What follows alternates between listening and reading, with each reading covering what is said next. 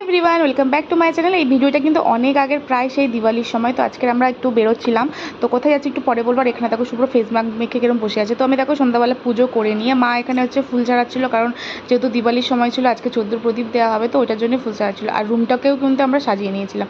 তারপরে আমি পুজো টুজো করে এখানে আমি মা শুভ্র তিনজনে দেখো রেডি হয়ে গেছিলাম। আর যেহেতু একটা জায়গায় যাচ্ছিলাম, শাড়ি পরেছিলাম, যেহেতু মা ছিল পরি দিয়েছিল। আর তারপরে দেখো যেহেতু আমার 11 নভেম্বর বার্থডে ছিল, আমাদের ট্রিট দিতে নিয়ে চলে যাবে। আমরা যে রেস্টুরেন্টে যাই প্রায় সময় যাই, তো ওই চলে গেছিলাম হচ্ছে মা আমাদের আজকে সবার আগে কি আমরা এখানে সবার প্রথমে অর্ডার করে নিয়েছিলাম, দেন গোল্ডেন প্রন ফ্রাই অর্ডার করে নিয়েছিলাম, মশলা কোল্ড ড্রিঙ্ক অর্ডার করে নিয়েছিলাম, আর নরমাল তন্দুরি রুটি অর্ডার করেছিলাম, চিকেন একটা ছিল, পোলাও টাইপের ছিল, স্যালাড কিছু একটা ছিল।